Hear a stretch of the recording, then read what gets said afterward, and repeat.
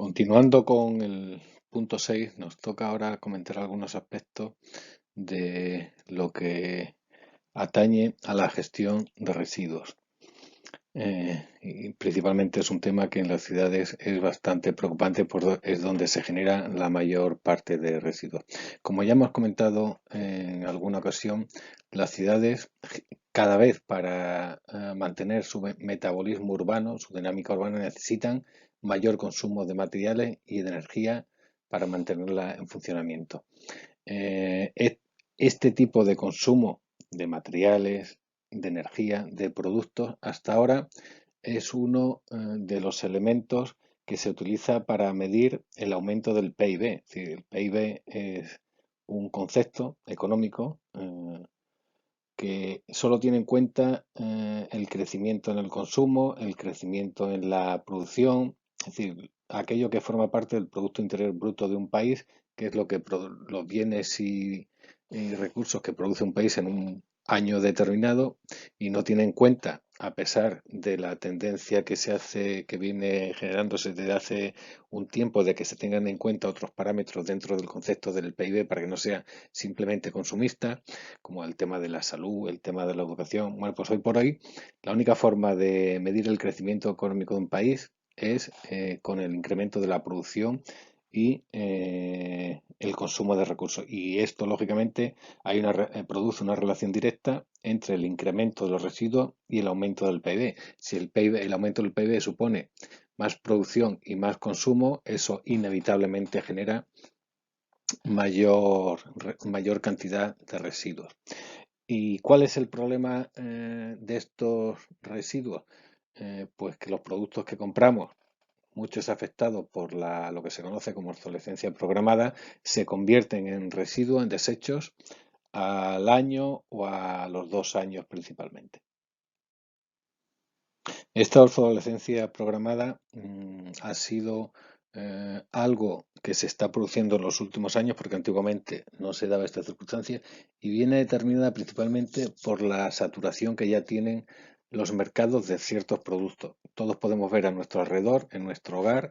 en el que, por ejemplo, el 99% de los hogares tienen frigorífico, más del 50% tiene dos televisores o más, y esto obliga a los productores de este tipo de mercancía a reducir la durabilidad de los productos para que a los 2 o 3 años el producto que hemos comprado se convierta en obsoleto, porque ha aparecido nueva tecnología o nuevas funcionalidades a las que no pueden hacer frente los productos que habíamos comprado,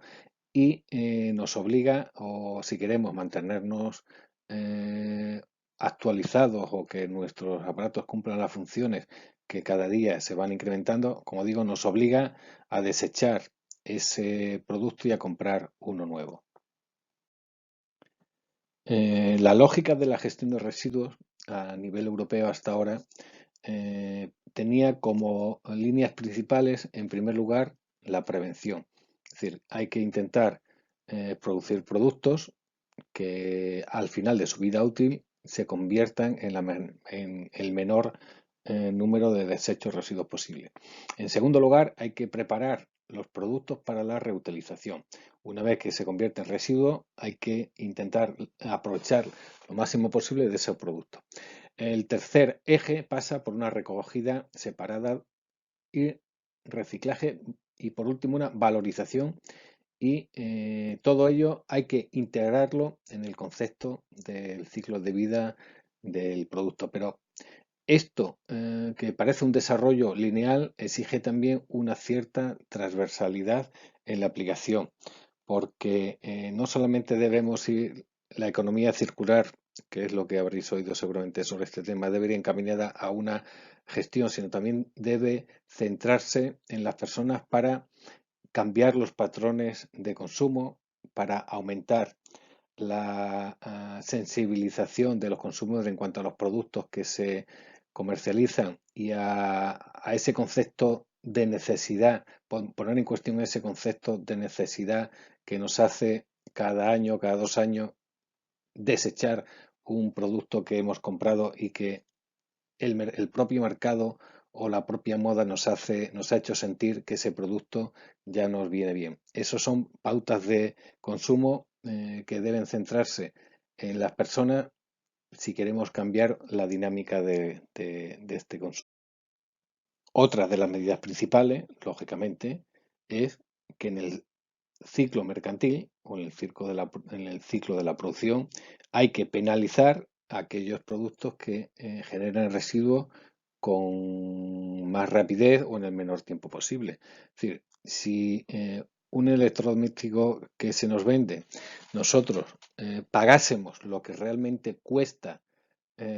o costaría reciclar ese producto, no solamente lo que cuesta fabricarlo, sino lo que costaría reciclarlo al final de su vida útil, pues hay que introducir ese coste, como podríamos decir, esa externalidad dentro del coste de ese producto.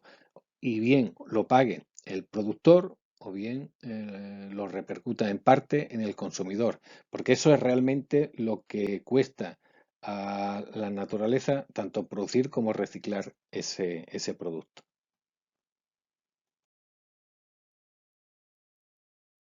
¿Qué más medidas se pueden tomar en cuanto a la generación, en cuanto al reciclaje de residuos? Pues lógicamente una de ellas es desde el principio, es decir, fomentar el empleo de aquellas materias primas que sean fácilmente reciclables y sobre todo que sean menos contaminantes. Hay que favorecer ese tipo de flujos comerciales que sean ecosostenibles. Hay que fomentar la producción local para generar menos gastos energéticos en materia de transportes. En materia de construcción hay que avanzar sobre la reutilización, el reciclaje de materiales. Hay que conseguir un progresivo cierre de ciclos en el metabolismo de las ciudades, impulsando, por ejemplo, lo que he dicho antes, la reducción de residuos, introducir el criterio del ciclo de vida útil en los consumos de materiales. eh, Hay que ir a potenciar elementos de diseño más ecológico, es decir, potenciar aquellos diseños que favorezcan una valorización final de ese producto una vez que sea un desecho. ¿Qué puede hacer la administración? Ya lo hemos comentado alguna vez. La administración, con el poder de compra que tiene, puede introducir en sus pliegos de contratación criterios relativos a la gestión de residuos para premiar a aquellas empresas que le produzcan, que le suministren materiales que sean ecológicamente más sostenibles o que al final de su vida útil les permita que esos materiales con el menor coste energético posible puedan reintroducirse otra vez en el mercado al que corresponde, al de su mismo producto o al de otro producto distinto que se puede obtener con un correcto reciclado de ese material.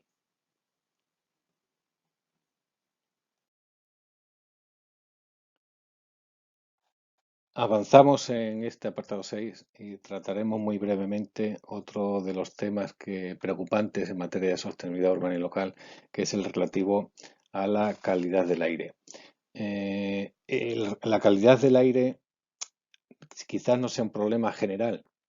en todos los núcleos urbanos, pero hay grandes ciudades por su concentración o de industria o de vehículos contaminantes, pues la calidad del aire es preocupante. La calidad del aire que afecta sobre todo a las personas vulnerables, que son los niños, los ancianos, los enfermos por causas respiratorias y cardiovasculares, contaminación que no solamente afecta a problemas de salud, sino en muchas ciudades, si habéis caminado por algunas ciudades antiguamente, por centros urbanos que no estaban cortados al tráfico, pues habréis visto en muchas de las fachadas el oscurecimiento que le había producido las partículas de hollín. Hoy en día, afortunadamente, cada vez menos, porque se ha ido alejando poco a poco el tráfico de las ciudades y el tráfico, los vehículos actuales contaminan menos que los anteriores, principalmente el diésel, pero antes ese tipo de pátina negruzca que tenía alguna de las fachadas del edificio era muy corriente. ¿Qué pueden hacer las ciudades para evitar o para colaborar con un aire más limpio y de más calidad? Pues la principal acción que puede hacer una ciudad dentro de las competencias que tiene la ciudad es la relativa al tráfico rodado. Es decir, bien penalizando el paso de vehículos por determinadas zonas, pues principalmente por zonas que podríamos decir sensibles, colegios, hospitales, optimizando la red de transporte público, a través de medidas fiscales favorecer la renovación de la flota para que cada día los coches sean menos contaminantes. Eh, Aunque en Melilla no se no sea necesario adoptar otras medidas relativas a la edificación, pero también en otras ciudades de clima más frío, un elemento contaminante es la calefacción de los edificios, con lo que una de las acciones que se puede utilizar para colaborar en la reducción en la calidad del aire es reducir las emisiones de esa calefacción a través de subvencionar a lo mejor sistemas más eficientes de calefacción a través de materiales o de gases que produzcan menos CO2, a través de otro tipo de combustible, quizás geotérmico. Es decir, hay otros sistemas que permiten calefactar un edificio con la menor incidencia en la calidad del aire. Eso, en principio, son aquellas medidas que puede tomar un municipio en relación a la calidad del aire.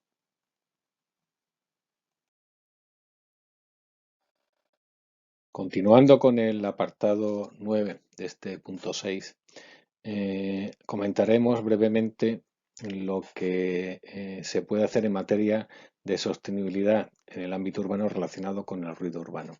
El ruido urbano que en algunas de las ciudades se vuelve insostenible y que se convierte a partir de determinados niveles, no solamente en una molestia, sino en un problema de salud. Cada municipio normalmente dispone de su normativa referente a ruido, al tope máximo de emisiones de ruido en determinados horarios, en determinadas zonas. Pasa que el cumplimiento de esa normativa no es una tarea fácil y a menudo es fuente de conflicto a nivel judicial. Con el paso del tiempo, pudiéramos pensar que la maquinaria se va haciendo más eficiente y menos ruidosa, pero por otro lado surgen nuevas demandas de productos, por ejemplo, relativos a la climatización del aire interno de los edificios, que van acompañadas de ruido. Por- ¿Qué más se produce, qué más maquinaria, elementos producen ruido? Los automóviles es el elemento principal, la maquinaria de las obras, las sirenas, la recogida de residuos, sobre todo que se produce a determinadas horas donde el ruido ambiente es menor y cualquier ruido que haga este tipo de maquinaria nos va a resultar molesto. Montacargas, televisores, es decir, hay una serie de elementos asociados al consumo y a la calidad de vida que no están exentos de producir los naturales ruidos y por tanto problemas de salud. ¿Qué medidas puede adoptar una administración local en este tema? Bueno, pues primero identificar las fuentes de ruido. Si consideramos que el tráfico es el mayor productor de ruido y el más molesto, pues lógicamente la única opción para paliar ese tipo de ruido es pues ir a zonas donde haya velocidad reducida. También se pueden utilizar pavimentos que se llaman fonoabsorbentes, es decir, son aquellos asfaltos que están preparados para absorber la mayor cantidad de ruido posible. Aunque parezca paradójico con el concepto de ciudad 30 o ciudad 20, hacer más fluido el tráfico en determinadas zonas, sobre todo fuera de las zonas residenciales, también evita ruido porque cuanto menos tiempo tengamos un coche atravesando determinado tramo de calle, lógicamente habrá menos ruido. Se pone en cuestión incluso hoy en día los típicos dormilones o los pasos de peatones elevados como fórmula para reducir la velocidad. Se está criticando que algunos de esos elementos mecánicos producen ruido. Por tanto, hay que conciliar la necesaria seguridad vial con la eliminación del ruido que pueden producir esos elementos. En materia de urbanización hay muchas ciudades que lo tienen claro y van a un urbanismo que se llama de supermanzana. El concepto de supermanzana hace referencia a una zona, una parte de un barrio, de una ciudad cuyo tráfico se rodea por el perímetro de eso que se llama supermanzana, y dentro de ese barrio o de esa zona pues se limita en todo lo posible el tráfico rodado y se hace peatonal, con lo cual naturalmente el ruido asociado al tráfico en el interior de esa supermanzana se ve bastante disminuido. Lógicamente esto debe ir acompañado pues de una serie de a lo mejor aparcamientos en la periferia. Si no podemos prohibir completamente el uso del coche en todas las manzanas ni para todas las personas, porque habrá personas mayores, discapacitados, taxis, servicios públicos que necesariamente tengan que atravesar todas las partes de la ciudad o casi todas las partes de la ciudad o el interior de supermanzana, pero sí podemos excluir del interior de esa supermanzana el tráfico de tránsito, el tráfico de no residentes, es decir, ese tipo de tráfico sí se puede prohibir para hacer más silenciosa el interior de esas manzanas.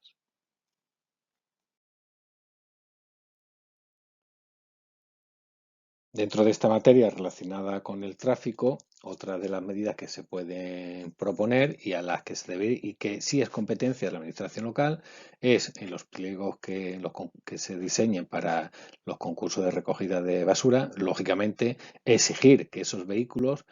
tengan el menor nivel sonoro posible. Y en caso de que ya se alcance un nivel sonoro imposible de bajar, pero que siga siendo molesto, pues lógicamente habrá que en zonas determinadas de alta densidad residencial modificar el horario o incluso los puntos de recogida, es decir, donde se instalan los contenedores, alejarlo lógicamente de lo máximo posible de la zona residencial. En materia de edificación se puede mejorar la calidad interna, la calidad sonora interna de las edificaciones, diseñando principalmente con una carpintería exterior de la máxima calidad, con ruptura de puente sonoro, para permitir la intromisión en el menor grado posible de los ruidos exteriores.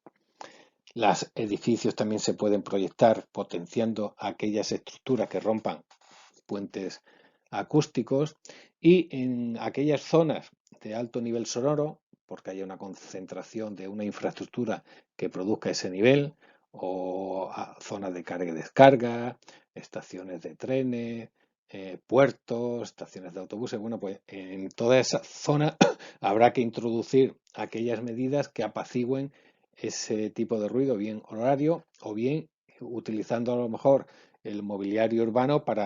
como pantallas sonoras para minimizar en lo posible la incidencia del ruido natural que producen esas instalaciones en el entorno. Esas son un poco las medidas que desde este punto de vista se pueden adoptar para minimizar el ruido urbano.